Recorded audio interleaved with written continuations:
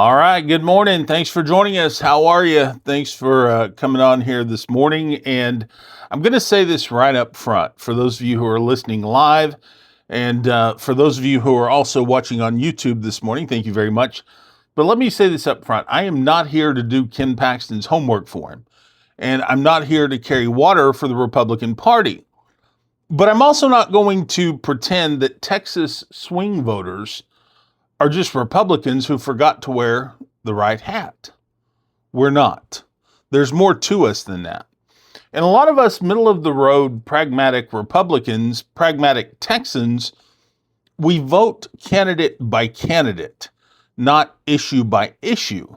And we care about things like border security. We care about public schools. We care about rural health care. We care about things like taxes.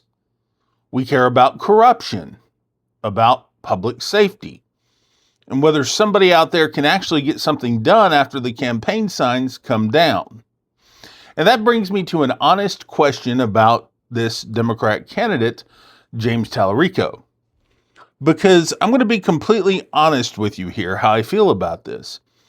I see something in Talarico that a lot of Texas Democrats have been missing for a lot of years. I think James Talarico has some LBJ qualities. Talarico understands the moral language of what we're living through out here and what we're dealing with out here. And he can talk about his faith without sounding like he discovered church 5 minutes before the camera turned on, right? But he talks also about working class people and the problems that we have, you know? He talks about our schools. He talks about our health care. He seems to understand that Texas politics is not just left versus right. It's power versus people. But in Austin, that's Austin, right? That's Austin versus the rest of us, you and I. It's donors versus family. This is the real reality of this. But here's my concern when it comes to James Talarico. I don't see enough of the LBJ get it done kind of politics. And let me tell you something, folks, that matters. All right, so I know the campaign line pretty well, right? And I think most of us do understand this campaign line pretty well. That he's touting that he's an 8th generation Texan and he's been here since, his family's been here since Texas was part of Mexico, right? And James Talarico's been eating barbecue since Ken Paxton's first indictment. We get it, damn it. We get it. Cute line, solid punch. It works once. I'm tired of hearing it. And I think the rest of us are tired of hearing it. James, brother, we got it. We hear you. You're from Texas. You're 8th generation. So am I. Good for you. Join the club. Now, there's a lot of us who have families that's been here a very long time. It's nothing new, especially to those of us who are outside of the triangle. There's plenty of Texans who got here last week, too, and they're still paying property taxes, and they're still dealing with traffic, and they're worried about their kids' schools and all this other stuff, right? They're still trying to get a doctor's appointment in the county where the hospital is hanging on by dental floss. It's nothing new. At some point, being more Texan than Ken Paxton is just not enough, James. It's just not enough. That's probably going to win the internet voters. It's going to get you some applause. It's going to get you some money from the National Party. And it may very well irritate the hell out of Ken Paxton and his campaign if we really knew what was going on inside. Which, fair enough, is exactly what you should be doing, but it's not exactly a hard day's work like LBJ. Swing voters, let me give you a dose of reality here. Swing voters don't just want a candidate who can prove that he can eat brisket, which I'm not sure we've totally seen yet, James. We want to know if you know how to govern. That's the more important issue. You want to be the James Talarico version of LBJ. I got to start seeing it, brother. And there's a question for you guys who are watching on YouTube that I want to ask you, and drop this answer in the comment. Does saying that you're a real Texan, does that argument still work with you? Does it? Or are you just kind of tired of hearing it? Drop that in the comments. Let me know, because I generally want to hear from you guys on YouTube. I want to hear from you. Now, I want to give James Talarico some credit, okay? I do, because he's hitting the right issues. But I'm worried if James Talarico is hitting them deep enough. I want to give him some credit, okay? Because he's talking about public education, that's good. He's talking about healthcare, that's good. He's talking that he's a border security Democrat, that's good. He's talking about corruption and money in politics, that's good. But James, and I want to talk to you directly here for a minute, the problem is this. Texas swing voters have heard good issues before. We heard it in the Beto O'Rourke campaign. We've heard it time and time again. We've been served the political equivalent of a menu with no kitchen behind it. Okay? One of these cottage kitchens or whatever. And you take something like rural healthcare. Everybody knows that this is a problem. And most of us care because we deal with rural healthcare issues, right? Everybody wants better access. Everybody wants to support the nurses, the doctors, the EMS, the mental health service. Fine, wonderful, powerful, put a yard sign on it. But here's the real question. What does James Talarico understand about why rural healthcare in Texas is collapsing? It can't just be a Republican bad issue. That's the real question. Does James Talarico understand reimbursement rates, job pipelines in rural communities, staffing shortage? Does he understand ambulance deserts? Does he really understand Medicaid funding? Things that Republicans don't understand. Does he understand hospital districts? Another thing Republicans don't understand. Does he understand the way that one hospital closure can really wreck an entire region? I'm not hearing Talarico stand up in this fight.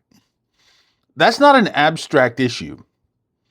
That's life and death with fluorescent lighting. Not just healthcare is a human right, all this stuff. That's going to fire up the base. But the swing voters want to hear more.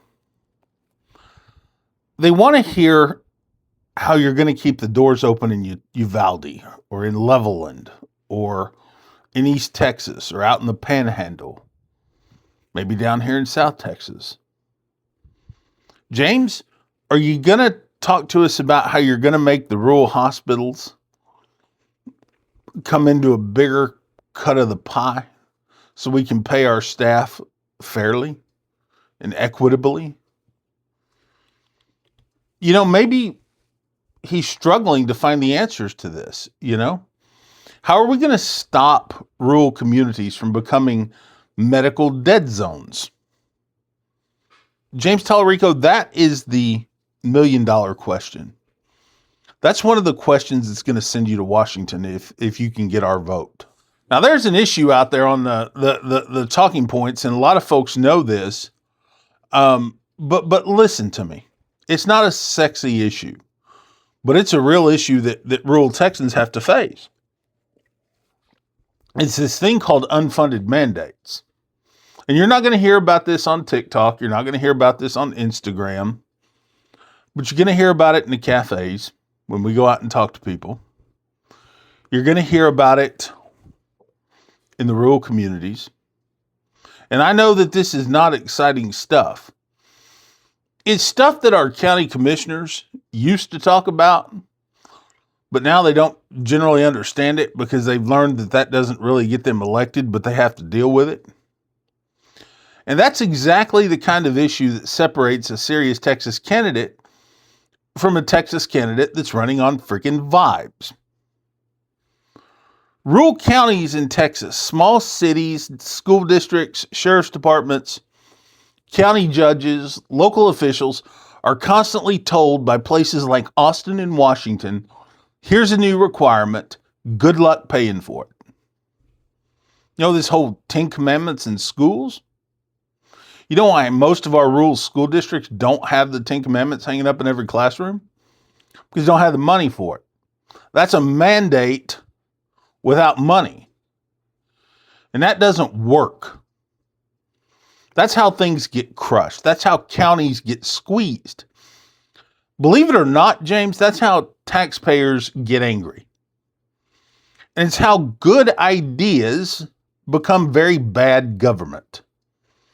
So, James, my question for you here is very, very simple. Are you going to fight unfunded mandates from Washington and Austin the same way that you criticize them when you're in the legislature? It's true.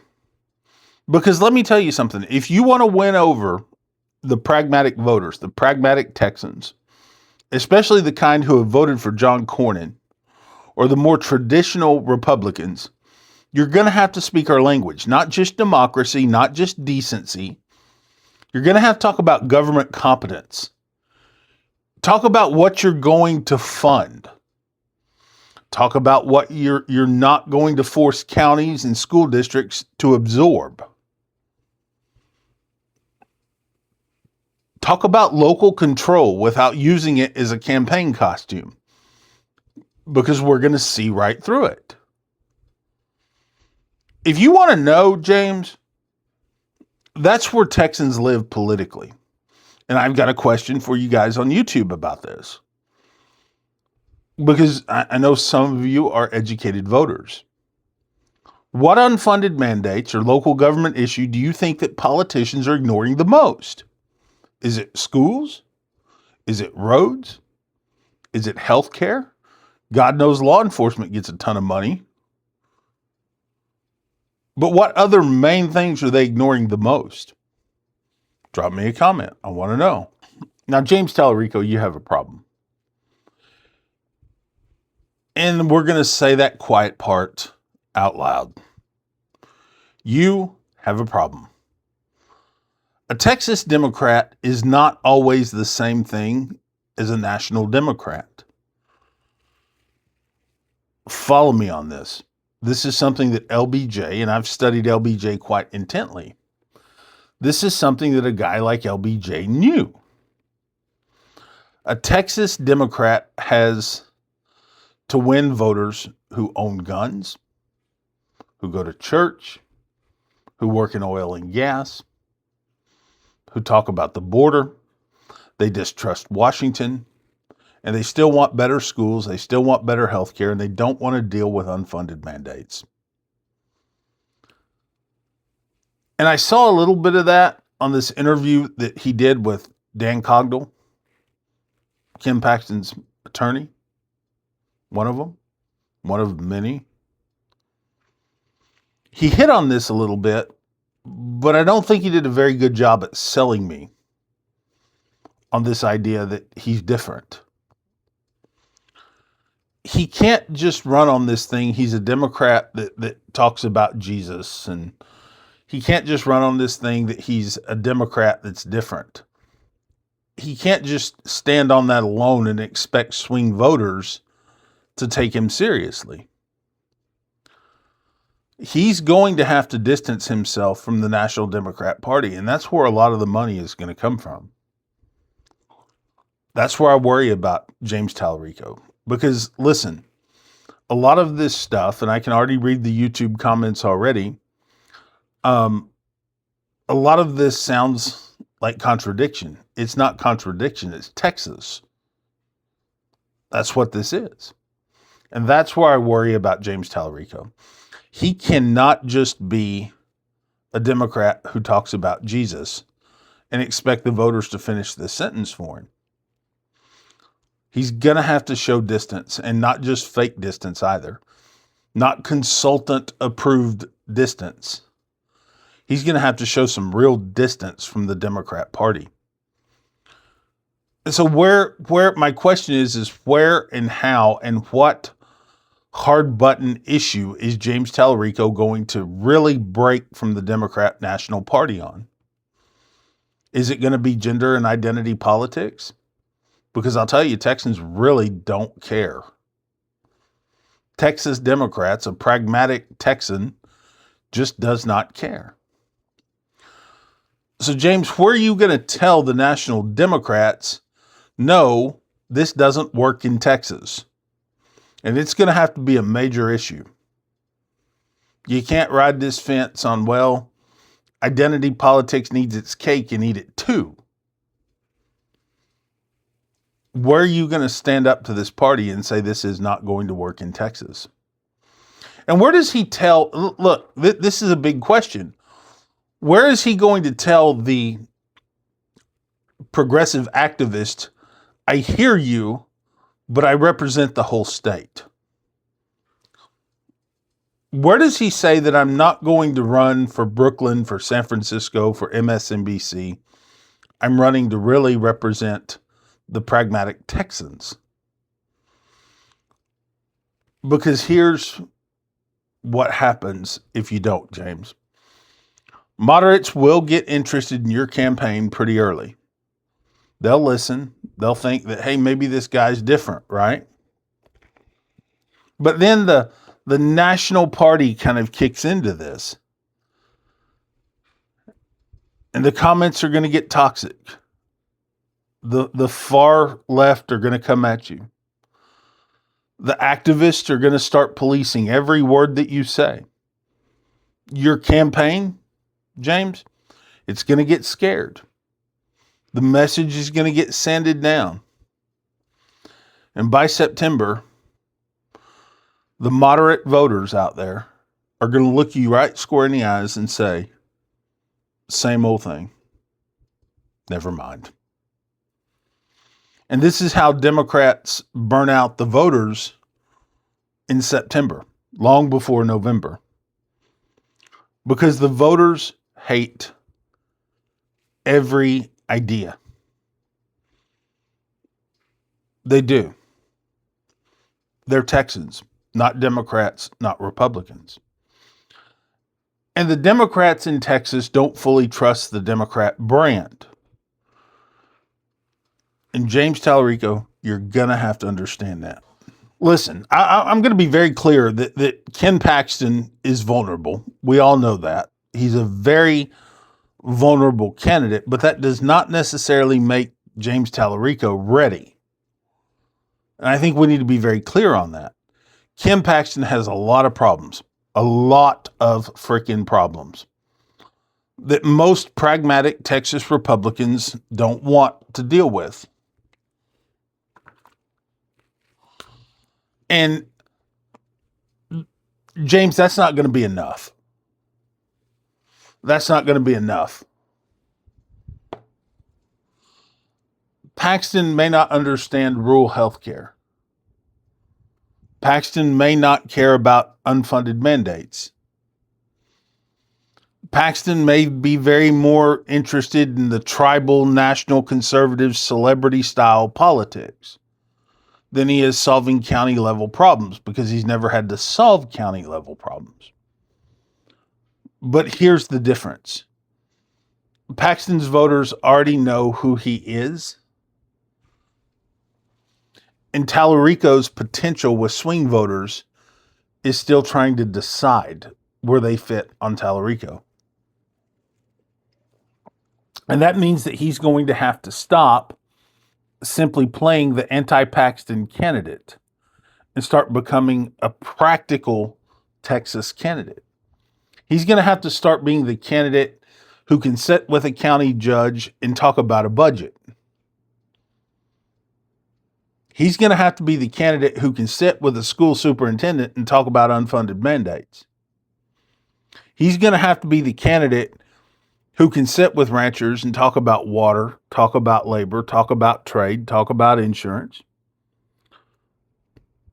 And he's going to have to do it in a language that they understand. He's going to have to be the candidate who can talk about the rural hospital and talk to the rural hospital administrators and not just say healthcare, but understand how the whole damn thing is financed. James Talarico, that's how you win swing voters in Texas. Not by proving that you're Texan, by proving that you really understand Texas. So what should James Talarico do now, today, June 10th, as I record this? Well, my unsolicited advice to you, James Talarico, worth exactly what you're paying for it, my friend. Number one, you're going to have to hold rural policy town halls with actual local officials. You're going to have to really get out there and engage Republicans. You don't need to hold rallies. You don't just need to go to the applause rooms. You don't need to go to the Democrat wonkers. You need to sit down with the county judges. You need to do a televised interview with them, a Republican county judge, and tell that son of a bitch that I am not going to talk about national border issues. I'm not going to talk about LGBTQ shit. I'm going to talk about the real stuff, the unfunded mandates, how you're making the budgets work. You're going to have to go out there and record these interviews.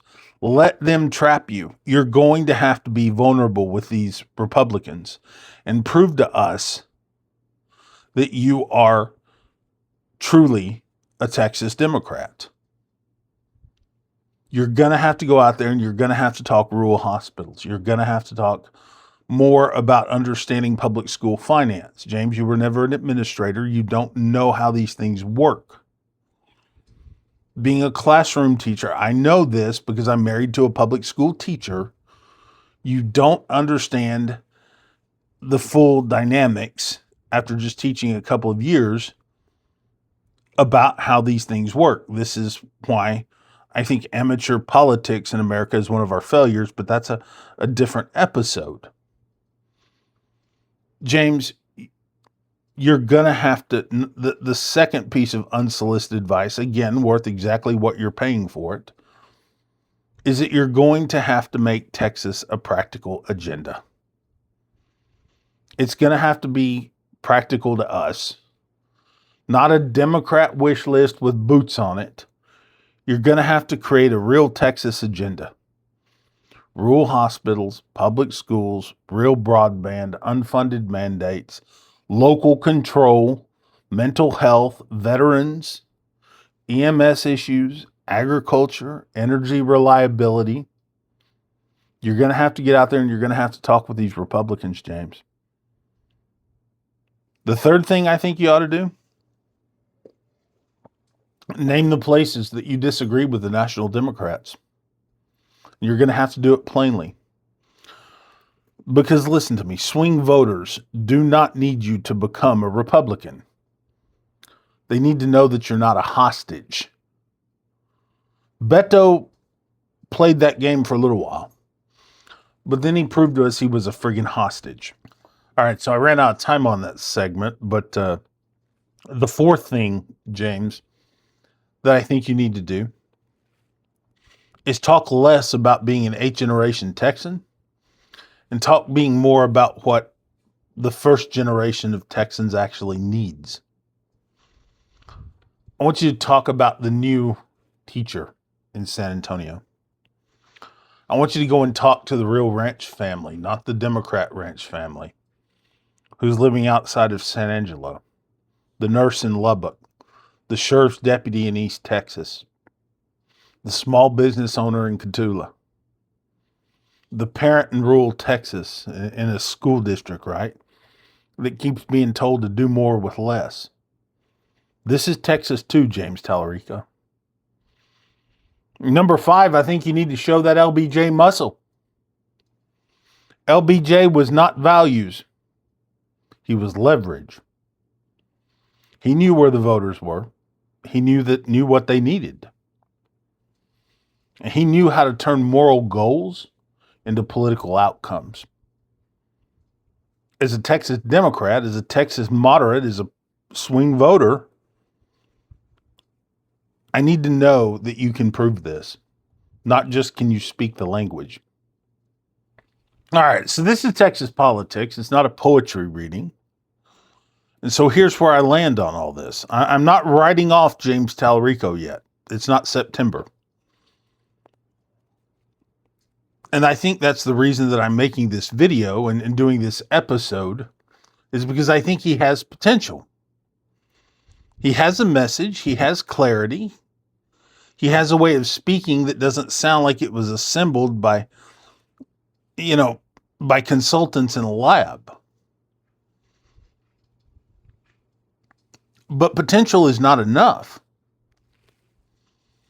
Texas swing voters need more than a biography. We need proof of competence, James. We need more than anti-Ken Paxton. We need pro-Texas. We need more than, I've been here forever. Well, so have a lot of us. And we need to understand that you know what's happening in this state right now beyond the big ticket issues. That's the difference. That's the difference between a good campaign and a serious candidacy. And here in Texas, we can smell the difference from 3 counties away, believe it or not. All right, guys. So I want to hear from you. Am I being too hard on James Talarico? Or do you think that this is exactly the kind of scrutiny that a serious candidate should want? What issues do you think James Talarico needs to get more serious about, more specific on? Rural health care, border security, unfunded mandates, property taxes, something else that they can actually force the states to do in Washington. If you're watching on YouTube, I want you to drop it in the comments. And by the way, if you like political commentary, if you like this talk that doesn't treat swing voters like we're a bunch of confused toddlers, I want you to hit like, subscribe, comment, and share on the video, on the YouTube video, because you guys on video are what's keeping this thing alive. And I want you to share this with somebody who doesn't really want to turn Texas blue. We don't want to turn Texas back into Texas, because it's not about turning Texas blue, James. It's about competence versus theater. And right now, we have plenty of theater. I'm Matt Pierce. This has been the Matt Pierce Show. We'll see you in the next one. Take care, everybody.